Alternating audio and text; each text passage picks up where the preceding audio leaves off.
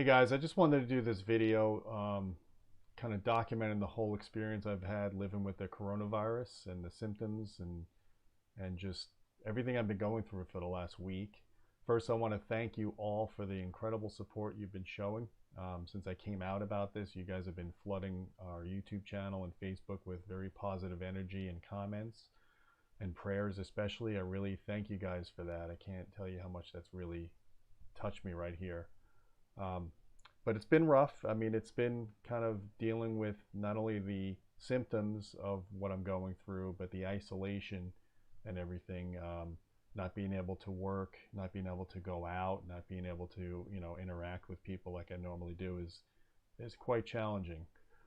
So, to just kind of document the whole experience, on February 28th, I had a visitor that came from a show that was at the Tampa CEDIA show, and he wanted to come and check out the new RBH SVTRS speaker system that I'm reviewing. He wanted to hear it.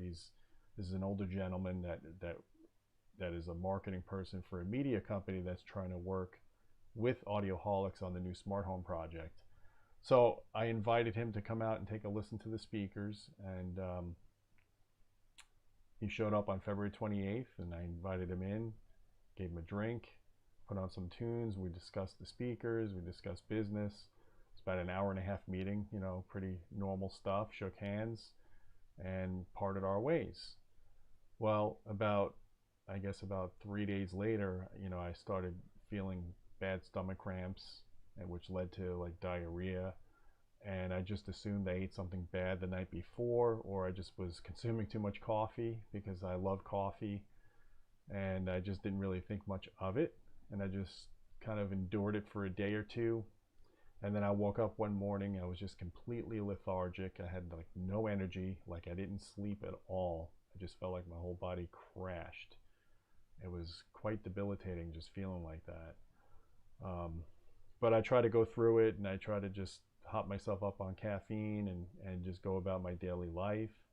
And then the next day it was getting worse. Like I started getting a lot of body pain. And again, at that point, I just assumed, because I have so many pre-existing conditions, I have herniated discs in my back, a lot of weightlifting injuries from my youth. I just, assumed I was just feeling that. But it wasn't until the day after that I started realizing maybe I'm sick. Um, I started having a sore throat, irritated ears, all that stuff. And again, I assumed it was just part of either a pollen issue because I live in Florida and I have severe sinus issues. I just assumed all these different things were because I'm suffering from a common cold. And I kind of pushed through it for a few days. And then on Saturday, I woke up and I was feeling a lot better. And I decided it's time to get my life back to normal. I spent almost a week at home, not going out because I wasn't feeling that great. Um, so Saturday I went to the gym and I did my workout, and I did my bench presses, I did my elliptical, all that stuff. And I was fortunate I didn't come in contact with anybody at the gym. I went during the day when it was not very crowded. Um, and I wipe down everything before and after I use the machines, just how I am. I'm kind of, a little bit of a neat freak with that stuff. I'm germaphobe, if you will. So I got home and I was feeling good that day. I was happy that I was able to get back into my normal routine in life. And then Sunday I woke up and I crashed again. I literally had no energy and I was just not feeling great. But I tried my best to just do family activities, go out with my mom and my brother because they wanted to look for new houses, and went out to a restaurant. And I got home and I was just not feeling the greatest, but not feeling like really horrible. And then Monday is when I came into my office here because I work from home, as you guys know. And I was just trying to answer emails, and I got a call. And I got a call from one of the gentlemen that visited me on the 28th. And he let me know that first he asked me how I was feeling, and I told him I'm not feeling that great. Honestly, I'm thinking about going to see a doctor. That's when he told me his colleague tested positive for coronavirus, and he and his wife are now in the ICU in Louisville, Kentucky. And I just kind of like gasped. Like I thought at first it was a joke or something. Like how can this happen to me? This, this is all new. There was only a few cases in the United States when we found out about this. What are the odds? I'm a mathematical kind of inclined person. I just don't think, I didn't think statistically it was significant that I can get something like that. But I also didn't realize that this gentleman was traveling overseas before he came to visit me. And otherwise, I would have probably been more cautious and not had someone in my house knowing what's going on right now.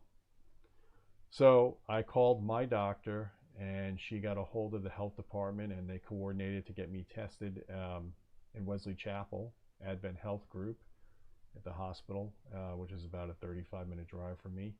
And just to be clear, it's not easy to get tested for this. I know that you see in the media that they're saying, there's a perfect test that anybody can get it, and that's not the case. It's very difficult to get tested. The only way they test you now is if you were in direct contact with someone with coronavirus and you're showing symptoms. That's the only way you can get tested as far as I know. So I went to the hospital on Monday night, and I went to the ER where I put a mask on, and they put me in an isolated area of the ER. And they literally kept me in that room for about 4 or 5 hours. And I froze my butt off. They wouldn't give me any liquids, and it was just not a fun thing. They checked me for strep. I was negative for strep. They checked me for pneumonia. I was negative for pneumonia. They checked me for the regular flu, influenza, and I didn't have that either. So they concluded that it's possible that I have the coronavirus, and they gave me that test, and it was quite painful for me because I have sinus issues to begin with, and they shoved, a stick up my nose, for lack of a better term for what it's called. And they did it twice. So they sent the samples off to 2 different locations to get tested, and they told me it would take 48 hours to get the results, but that I should go home and be quarantined. Well, just being in that hospital for 4 or 5 hours and not drinking anything just kind of put a toll on me. Like the whole time I was sick, I never had a fever. It never went above 99.2, which is why I didn't think I was that bad. But when I was at that hospital, towards the end, it spiked to 102.5, and I had to drive home like that at 2:30 in the morning because nobody could drive me, and that was pretty tough because I just really felt run down, drained from that whole experience. And that's the thing I noticed about this coronavirus thing. It's like you think you're feeling better and everything's okay, but then if you do something that's physically taxing, it just hits you really hard again. Like just trying to produce content or doing a video or doing some interviews. I did some interviews with the local news channels through Skype. I kind of regret some of that because that was pretty taxing and I was misquoted and some of that stuff. But anyways, I'm just trying to get the information out. If you guys feel like you're starting out with a stomach ache, I mean, I've talked to other people that have had coronavirus as well, and it started out with a stomach ache, mild diarrhea kind of stuff. Body chills, even if you don't have a high temperature, the body chills were constant with me. The body pains, and then the intermittent sore throat and ear aches. That's kind of the stuff. And then even if you have like depression, which I suffer from a mild case of, that got worse. It's like any pre-existing condition that I had just felt a lot worse, like 10 times worse since I've had this coronavirus thing. And the best thing I could say is you do need rest. I wish I could get more rest. It's not so easy being so isolated from everybody and relying on other people to do stuff for me. I hate that. But rest is key. Tylenol, 8-hour extra strength, the arthritis version, that has been like my godsend. Every 8 hours I take that to control the fever, and it's really helped. It also controls my body pain. That just works for me. I also use a nebulizer treatment with albuterol and a couple of different meds. I forgot which ones my wife put in it. My wife's a nurse, so she's been kind of really taking good care of me. But the albuterol, the nebulizer treatments to help with the tightness of my chest, even though I don't have pneumonia, it just feels like someone is sitting on my chest all the time.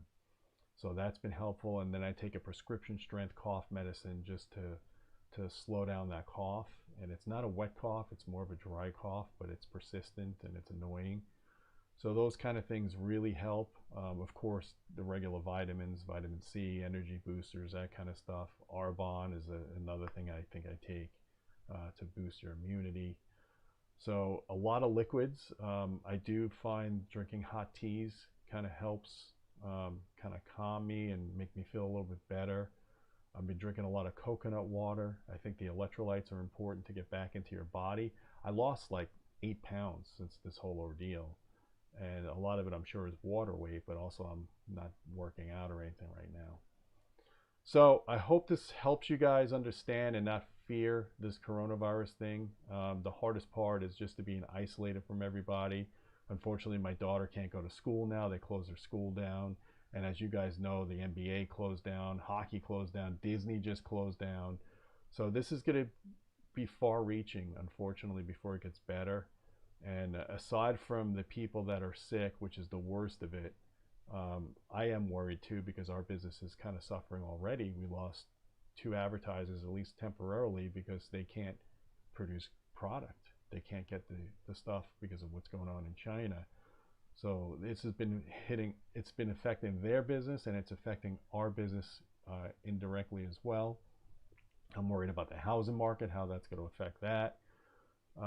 But you know what? We got to live it one day at a time and not panic, and kind of work together as a community and treat people humanely. Just because someone has this coronavirus, don't treat them like it's the death plague or whatever.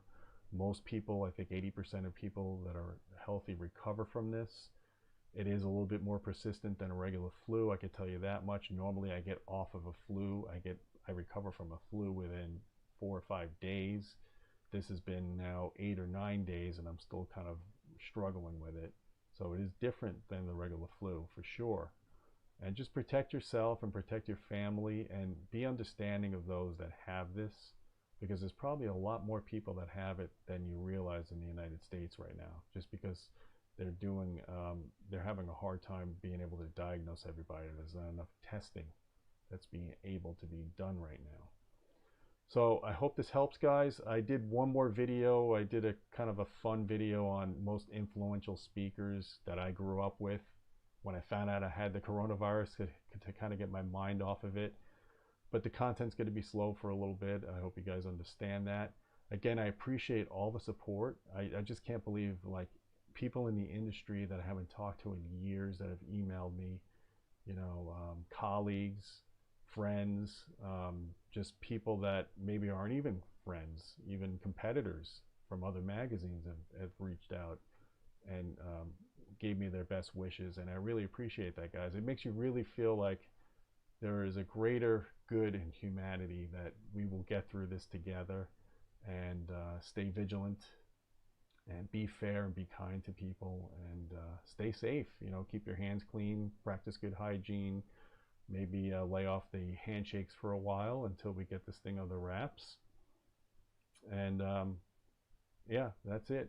Again, thanks for all the great comments, my friends. And until next time, keep listening.